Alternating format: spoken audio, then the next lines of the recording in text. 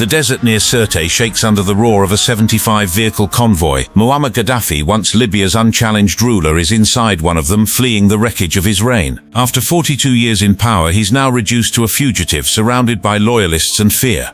In a secure US operations room, a drone operator receives fresh coordinates from an intercepted call. A predator launches a missile toward the convoy, and within minutes, French jets rain fire from above, shattering the desert calm. Explosions rip through the line of vehicles, scattering survivors into the sand and smoke. Gaddafi, stunned but alive, abandons the convoy and flees on foot with a small group into the ruins of his birthplace. To understand how a man who once stood defiant on global stages came to crawl through sewage pipes for cover, we must go back. His story begins in the deserts of western Libya, long before he rose to international infamy. Muammar Gaddafi was born in the early 1940s near the town of Sirte into a nomadic Bedouin family. His father herded camels and goats, and Gaddafi walked miles to school, often sleeping in mosques during the week.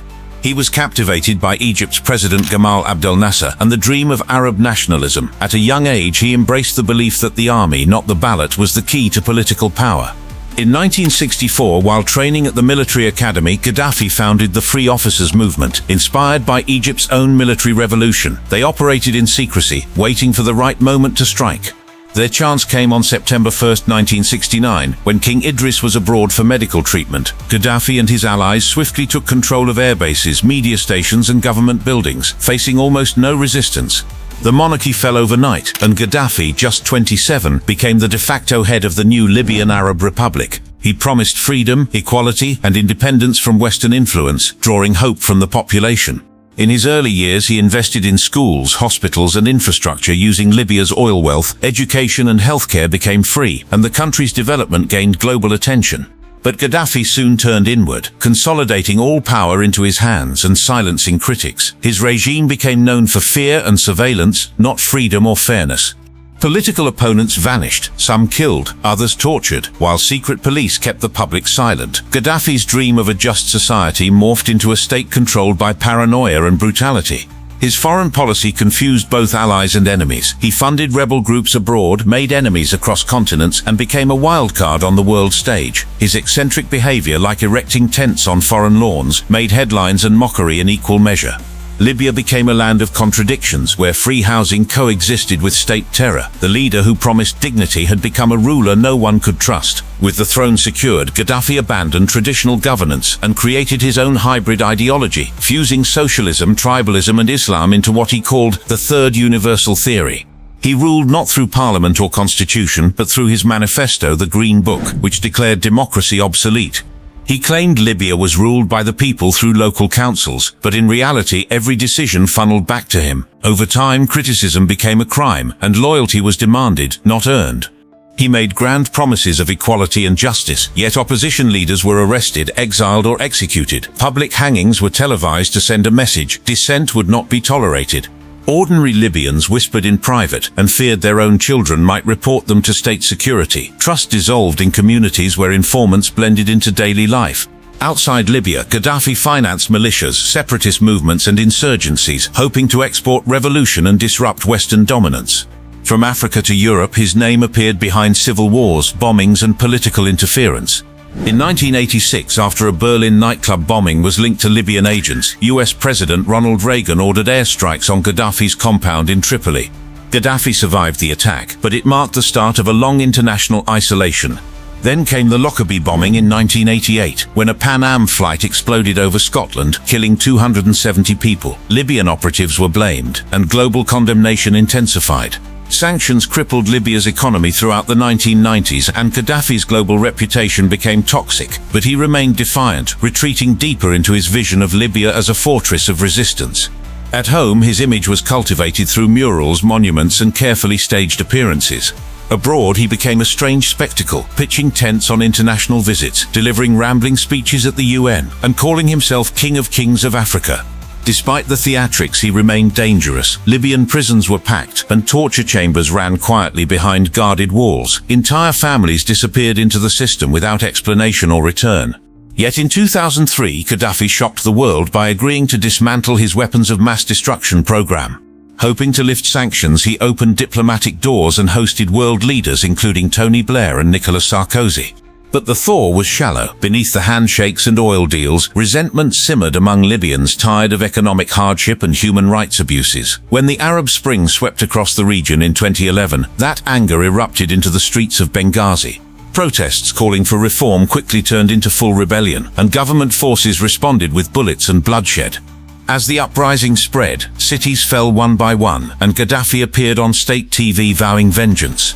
Wearing brown robes and a turban, he shouted, "I will die here as a martyr." His voice trembled with rage, but the grip he once held so tightly was slipping fast. As rebels closed in on the capital, Tripoli erupted in gunfire, and the foundations of Gaddafi's regime crumbled overnight. Government buildings were torched, military units defected, and the green flags that once symbolized his power vanished from rooftops. Gaddafi fled to Sirte, his hometown, clinging to a small circle of loyalists and refusing offers to escape abroad. He still believed divine protection or public love would shield him from collapse. Even as NATO jets pounded military targets daily, he remained convinced that Libya could not exist without him. "This is my country," he reportedly told aides. "My people love me." But the evidence said otherwise. Dozens of cities had declared themselves free, and rebel forces were rapidly encircling his final hideout. Inside bunkers, the former strongman fumed about water shortages and electricity, blind to the ruin around him. Mansour Dow, his longtime security chief, later described him as delusional, speaking of enemies everywhere yet refusing to flee. International powers offered him a path out, but he rejected them all, convinced martyrdom was his destiny. By October 2011, the situation had become dire. Sirte was surrounded, NATO surveillance was relentless, and even his own inner circle began to fracture. Gaddafi remained hidden, shuttled between homes and tunnels, growing increasingly erratic. Rebel fighters from Misrata, whose city had suffered some of the worst atrocities under Gaddafi's siege, pushed hard toward his last position. The air was thick with vengeance, and their mission was not just military, it was deeply personal. On the morning of October 20th, Gaddafi and his remaining guards attempted a desperate escape. They formed a convoy of dozens of vehicles and moved fast, hoping to break through the encirclement unnoticed. But the escape was short-lived. An intercepted phone call gave away their location. Within minutes, a US drone fired a missile, followed by airstrikes from French Mirage jets. Flames engulfed parts of the convoy as fighters leapt from burning trucks and scattered into open terrain. Gaddafi, injured and shocked, abandoned his vehicle and fled on foot with his son Mutassim and a few bodyguards. They found temporary refuge in a concrete drainage pipe beneath a highway. The man who once built palaces with golden thrones was now hiding beneath the road, covered in dust and fear. Above the drainage pipes, rebel fighters from Misrata scanned the area, rifles raised, faces tense with determination. Their city had endured relentless shelling and deprivation, and now they were on the verge of confronting the man responsible. Suddenly, they spotted movement in the rubble, and a familiar figure emerged, bloodied, dazed, and unmistakably Muammar Gaddafi. The shock on their faces turned quickly to fury. Gaddafi stumbled forward, bleeding from his leg and back, his robes torn and his hair matted with dust. His guards tried to resist, but one panicked and threw a grenade that ricocheted off a wall, exploding nearby. The blast killed Gaddafi's defense chief instantly and further injured the dictator. Rebel fighters rushed in, shouting and filming the moment on shaky mobile phones. Confused and cornered, Gaddafi reportedly pleaded, "Don't kill me, my sons." The man who once swore to crush protests house by house now begged for mercy under a Libyan highway. What happened next remains murky, and conflicting stories swirl to this day. Some say he was caught in crossfire, others believe the crowd beat him in a fury of revenge. Videos surfaced showing him alive, bloodied and shaken, then motionless inside an ambulance. By the time he reached Misrata, Gaddafi was dead, his body laid out beside his son Mutassim in a makeshift morgue. Crowds gathered to view the corpses inside a refrigerated storage unit, wanting visual proof that the dictator was truly gone. For many Libyans, it wasn't celebration, it was closure. But his death didn't bring peace. It cracked open a deeper chaos. Militias claimed power, factions splintered, and Libya slipped into a prolonged civil war. In the hours following Gaddafi's death, international reactions poured in, some cautious, others disturbingly celebratory. US Secretary of State Hillary Clinton, caught off guard in a media moment, laughed and said, "As we came, we saw, he died." Her words, clipped and cold, became a symbol of the blunt power politics behind the intervention. Behind the scenes, global leaders had backed NATO's operation not just to protect civilians, but to end Gaddafi's rule. The NATO campaign, authorized by UN Resolution 1973, was framed as humanitarian, yet in execution, it evolved into a full-scale regime change operation. An anonymous US official once described the American strategy as leading from behind, letting European allies take the spotlight while the US provided intelligence and drones. It was a shadow war, precise and politically calculated. But while foreign powers debated tactics, Libyans faced a grim new reality. The strongman was gone, but nothing had replaced him.